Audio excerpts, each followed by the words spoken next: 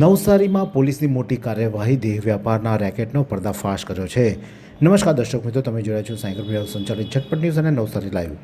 નવસારીના railway station જેવા ધમધમતા વિસ્તારમાં ચાલતા દેહ વ્યાપારના અડ્ડા પર મહિલા પોલીસે દરોડા પાડ્યા છે. જનતા ગેસ્ટ હાઉસમાં ચાલતા આ ગોરખ ધંધામાં માલિક અને મેનેજર સહિત કુલ 4 લોકોની ધરપકડ કરવામાં આવી છે. નવસારીમાં ગેરકાયદેસર પ્રવૃત્તિ પર પોલીસનો સકંજો કસાઈ રહ્યો છે. સ્ટેશન વિસ્તારમાં આવેલું જનતા ગેસ્ટ હાઉસ છેલ્લા કેટલાય સમયથી દેહ વ્યાપારનું કેન્દ્ર બન્યું હોવાની બાતમી મળતા પોલીસે સુરત રેન્જ આઈજી પ્રેમવીરસિંહ અને એસપી રાહુલ પટેલની સૂચનાથી મહિલા પોલીસ સ્ટેશનની ટીમ આ ઓપરેશનને પાર પાડ્યું હતું, જેમાં આરોપી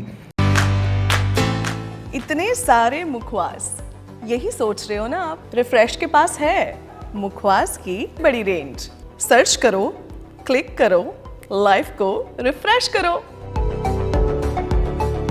સલીમ ગુલામ રસૂલ શેખ જે હોટલનો માલિક છે, ચંદ્રકાંત નગીનદાસ વોરા હોટલના મેનેજર છે, ચંદ્રકાંત બાબુભાઈ ટંડેલ જે ગ્રાહક છે અને હેમંત કુમાર મોહનભાઈ ટંડેલ આ ગ્રાહક છે. આમ કુલ 4 લોકોને પોલીસે ઝડપી પાડ્યા છે. મહિલા પીઆઈ વી.કે. ઉજિયાને બાતમી મળી હતી કે ગેસ્ટ હાઉસમાં બહારથી લન્નાઓ બોલાવી અને ગ્રાહકો પાસેથી ઊંચા રકમ વસૂલ કરવામાં આવતી હોય.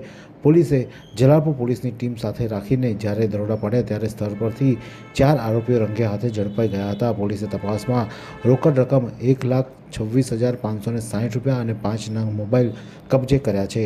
આ સફળ ઓપરેશનમાં મહિલા પોલીસ સ્ટેશન અને જલાલપુર પોલીસના અધિકારીઓ અને કર્મચારીઓએ પ્રશંસનીય કામગીરી કરી છે. હાલમાં તમામ આરોપીઓ વિરુદ્ધ જલાલપુર પોલીસ સ્ટેશનમાં ગુનો નોંધી આગળની તપાસ હાથ ધરવામાં આવી છે. આ કાર્યવાહીથી નવસારીમાં દેહ વ્યાપાર કરનારાઓમાં ફફડાટ વ્યાપી જવા પામ્યો છે. પોલીસે હવે એ તપાસ કરી રહી છે કે આ રેકેટના તાર અન્ય કયા શહેરો સાથે જોડાય છે તે અંગે તપાસ હાથ ધરવામાં આવી છે.